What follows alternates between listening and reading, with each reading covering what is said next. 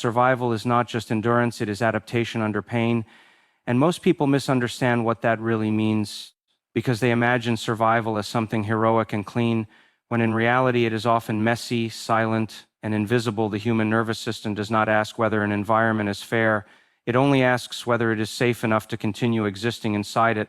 And when safety is not available, it becomes creative in ways people later mistake for weakness. What looks like emotional shutdown is sometimes a form of protection, a way the mind steps back so the body does not collapse under what it cannot yet process. What looks like overthinking is sometimes hypervigilance, a mind scanning every detail, because at some point missing a detail had consequences. What looks like people-pleasing is sometimes survival intelligence, a learned calculation that harmony reduces threat. What looks like emotional distance is sometimes the only available shelter when closeness once carried danger, and none of these responses are random.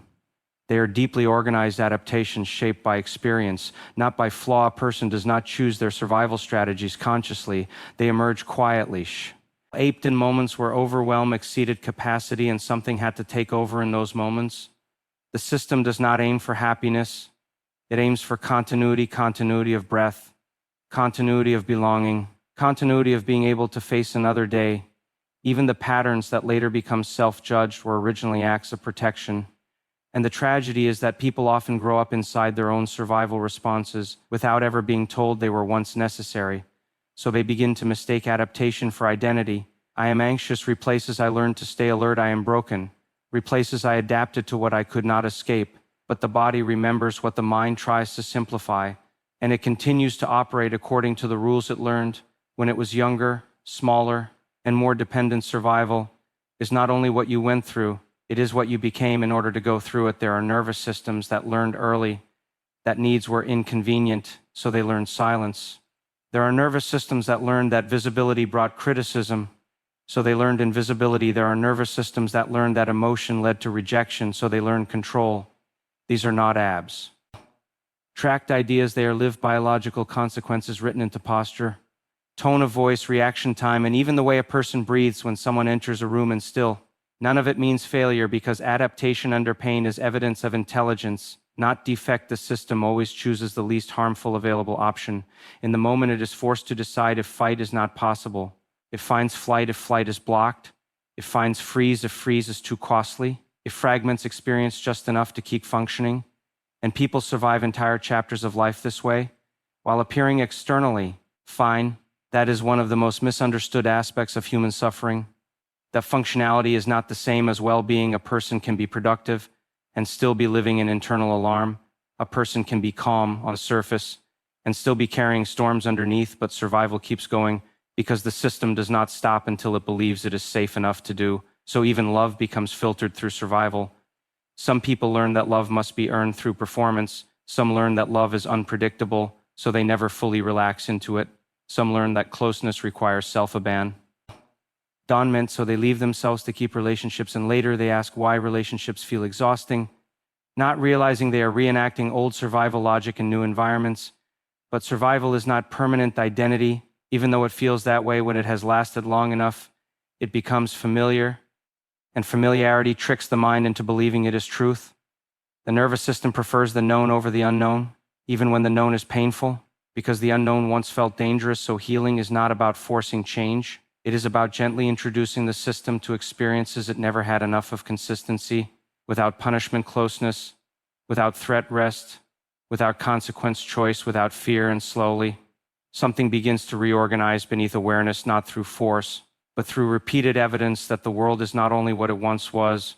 What makes survival so profound is that it is not a sign of collapse. It is a sign that something inside refused to end, even when conditions were not supportive. It found a way to continue, and in continuing, it preserved the possibility of everything that comes after. Even the pain you carry is not only a record of what was done to you, but also a record of what you managed to withstand without disappearing completely. That is why survival is not just endurance. It is adaptation under pain, and adaptation always means life is still negotiating its way forward. Even in conditions that were never designed to help it thrive, the wound is not your weakness. It is where your humanity stayed alive. And this idea becomes clearer when we stop treating pain as something that only destroys and start recognizing that it also reveals what could not be extinguished.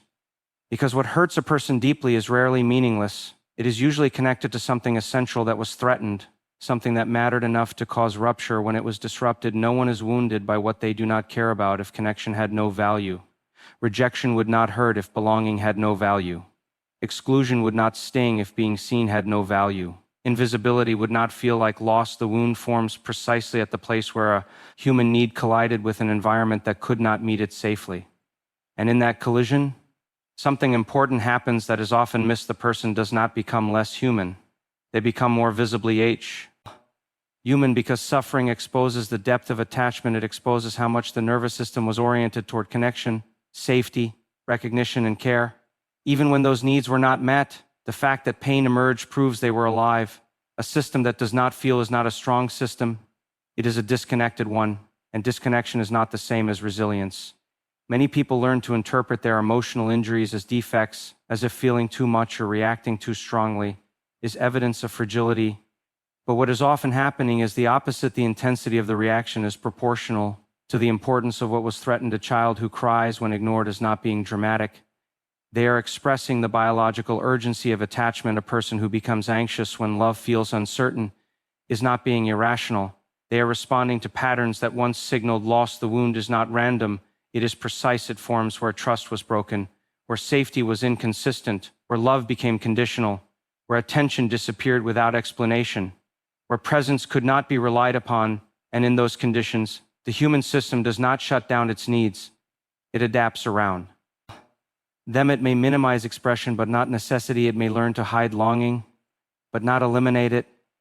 It may learn to suppress tears, but not remove grief. So what we call wound is often just unprocessed life experience still carrying emotional charge, and that charge exists because something in the person remained open enough to feel it. That openness is not weakness. It is continuity of humanity, even in environments that discourage feeling. Something inside continues to register impact. That is why numbness is never complete. Even the most offended person still has moments where something gets through. A memory, a tone of voice, a look, a silence. And suddenly the system reacts as if something ancient has been touched. This is not regression. It is memory stored in the body, not just in thought, and beneath all of it is the uncomfortable truth that wounds form only in the presence of relationship. We are not wounded in isolation in the same way, because isolation does not activate attachment systems. The deepest injuries happen in connection that failed to hold us. So paradoxically, the wound is proof that connection mattered. It is proof that the person did not give up on attachment ever. And if attachment gave them pain, there was always a reaching. Even if it was met inconsistently, there was always an expectation. Even if it was disappointed, there was always a hope. Even if it was quietly buried, and hope itself is a form of aliveness. Even when it becomes hidden beneath defenses, it continues to shape perception. People often try to eliminate their wounds as if healing means erasing them. But wounds are not foreign objects. They are experiences that were never fully metabolized because there was no safe enough environment for them to be completed. So they remain open, not because the person is stuck, but because something in them is still trying to be understood. And when understanding finally arrives, it is rarely dramatic. It is subtle recognition that what happened made sense in context, even if it was painful, that what you felt was appropriate to what you were facing, that your reactions were not flaws, but signals from a system trying to preserve something essential. In that recognition, shame begins to lose its authority, because shame depends on the belief that your response was wrong rather than protective. But once the wound is seen clearly, it becomes difficult to see. Continue calling it weakness because weakness implies something unnecessary, and the wound was never unnecessary. It was the place where your capacity to feel, to attach, to care, to hope, refused to disappear even under pressure. And that refusal is not fragility. It is persistence of humanity in conditions that did not always support it. After surviving the hardest test, the nervous system can relearn safety, and this idea only makes sense when we understand that survival does not end when danger ends. It continues internally long after the external situation has changed. The body does not measure time in calendars. It measures patterns, and when a pattern of threat has lasted long enough, it becomes the default expectation. So even in safe environments, the system may still respond as if it is preparing for something familiar. This is not a failure of will. It is the residue of adaptation, where the body has learned to prioritize protection over relaxation, because Protection was once necessary for continuity. The nervous system is not philosophical. It is practical. It is constantly asking one question beneath awareness. Is it safe enough to downshift? And if the answer was no for a long NG time, even subtle cues can keep it on alert. A raised voice, a silence that feels uncertain, a sudden change in tone, a delayed response. Even success itself can be interpreted as instability if the system learned that good moments do not last. So the difficulty is not simply about what is happening now. It is about what the body expects to happen next. Survival conditions teach prediction, and prediction becomes physiology. Heart rate, muscle tension, breathing depth, digestive rhythm, all begin to align with expectation rather than present reality. This is why people can feel unsafe in completely safe rooms, not because they are imagining danger, but because their system is still following old instructions that once kept them intact. But the important truth is that nervous systems are not fixed in their patterns. They are adaptive by design, which means they can also learn new predictions. Safety is not a single event. It is repetition over time. The body does not change because of insight alone.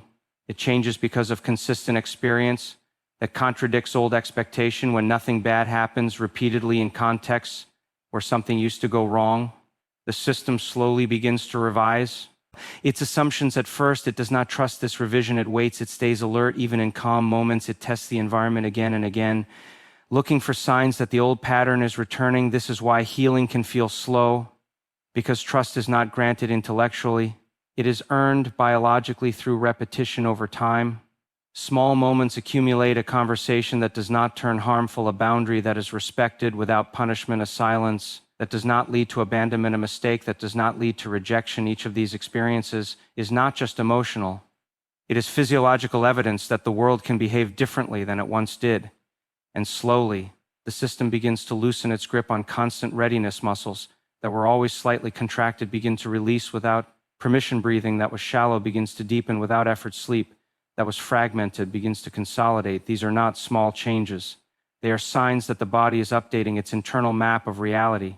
But this process is rarely linear, because older patterns do not disappear immediately. They coexist with new ones for a long time. So a person may feel calm one moment and still deadly tense the next, not because progress is lost, but because two different predictions are still competing, one based on history, one based on current experience. The nervous system, in its caution, tends to trust history more than recent evidence at first.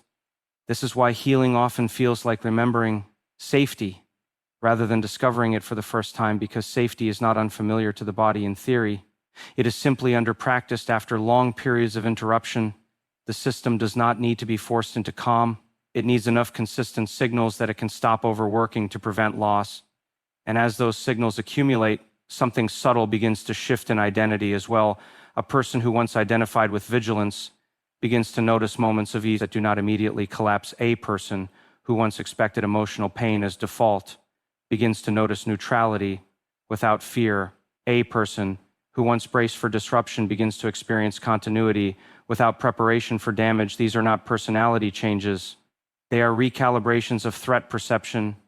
And what was once survival mode begins to soften into presence. The key shift is not the absence of past experience, but the presence of new evidence strong enough to compete with it. The nervous system does not erase memory. It updates interpretation. So what once meant danger can gradually stop meaning danger. What once triggered protection can gradually stop requiring it. What once demanded bracing can gradually allow release. And in that process, the body begins to realize something it may not have fully believed for a long time: that not all moments require defense, that not all silence is abandonment, that not all intensity is threat, that not all change is loss.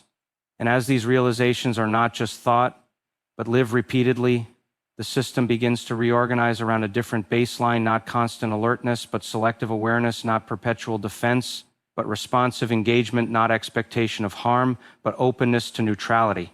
This is what it means for the nervous system to relearn safety: not a sudden transformation, but a gradual re-education of what reality consistently proves to be true now, rather than what it once had to be prepared for.